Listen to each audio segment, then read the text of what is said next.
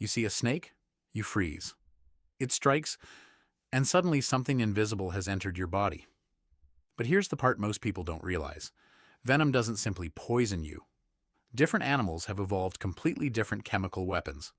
Some attack your nerves, some interfere with your blood, some damage tissue, and others can disrupt the systems keeping your heart and body functioning.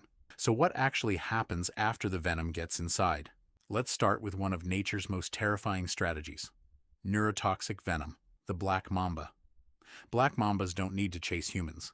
Most snake encounters happen when a person gets too close, accidentally steps near one, or surprises it. If the snake bites, venom can be injected through its fangs.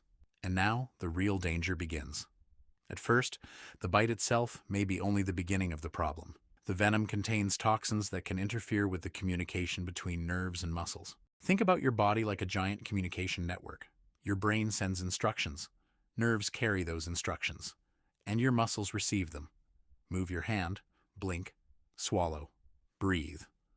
All of these actions depend on signals being transmitted correctly, but some neurotoxins interfere with that system. The message can be sent, but the muscle may not receive it properly.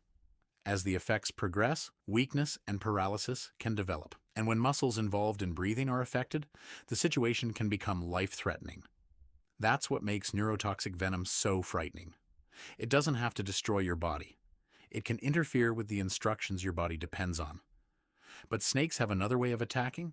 Instead of mainly disrupting nerve communication, some venoms can turn your own blood and tissues into the battlefield. Hemotoxic and tissue-damaging venom. The viper. Imagine walking through an area where a viper is hidden among leaves or rocks. You don't see it. You step too close, and it strikes. Again, the venom enters through the bite. But this time, the story inside your body can be very different. Some viper venoms contain toxins that interfere with blood clotting, blood vessels, and other parts of the circulatory system. Normally, when you are injured, your body immediately begins trying to control bleeding. It's an incredibly complicated process, but venom can interfere with that balance. Some toxins can promote abnormal clotting, others can interfere with clotting factors, and some can damage blood vessels. The result isn't simply your blood stops working. It's much more complicated than that. The body's carefully controlled system can become severely disrupted, and some viper venoms can also cause serious local tissue damage around the bite. So the danger can come from two directions. The venom can affect the body as a whole, while the bite site itself can suffer severe injury. And depending on the species and the amount of venom injected, serious complications can develop. But now, let's leave the land and go underwater. Because one of the strangest venom-related toxins in nature belongs to an animal that looks almost harmless. The blue-ringed octopus. Tetrodotoxin. Picture someone exploring a shallow coastal area. They see a tiny octopus. It looks small, almost delicate.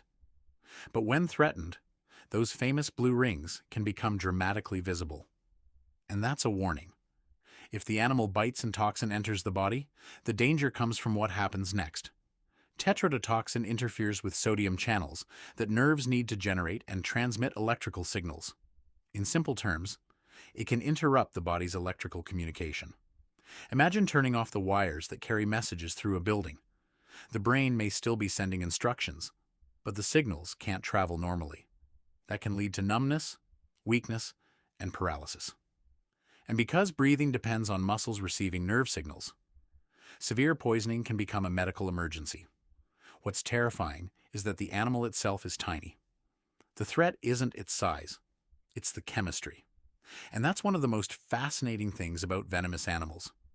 The most dangerous weapon isn't always the biggest one. Now let's go somewhere completely different. The ocean floor. The stonefish. This animal doesn't need to chase you. It doesn't need to swim after you. It waits.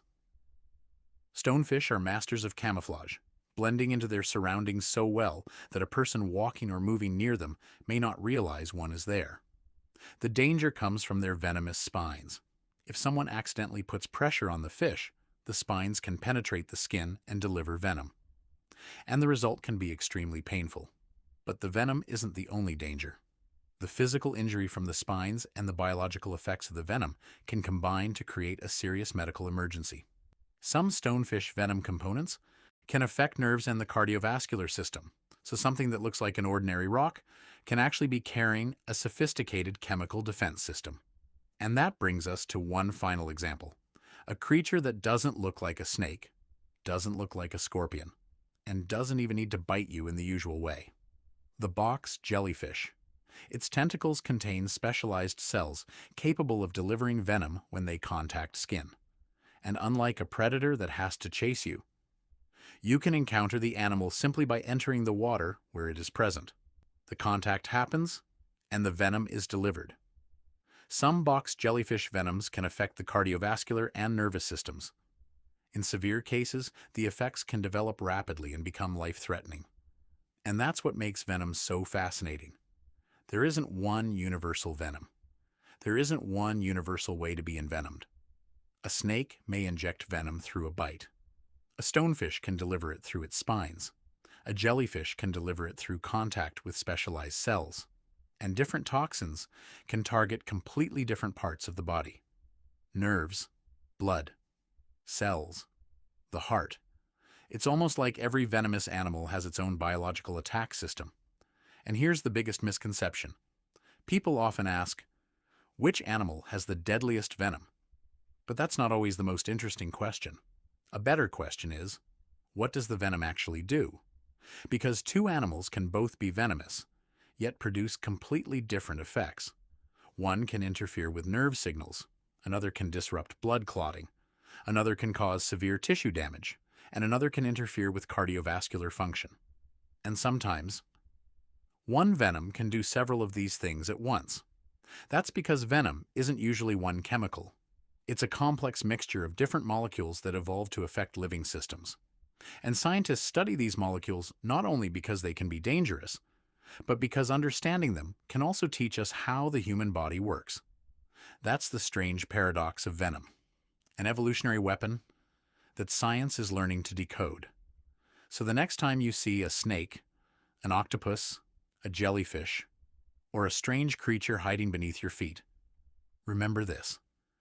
The most dangerous thing about some animals isn't their teeth, it isn't their size, it isn't even their strength. Sometimes, it's the chemistry you can't see.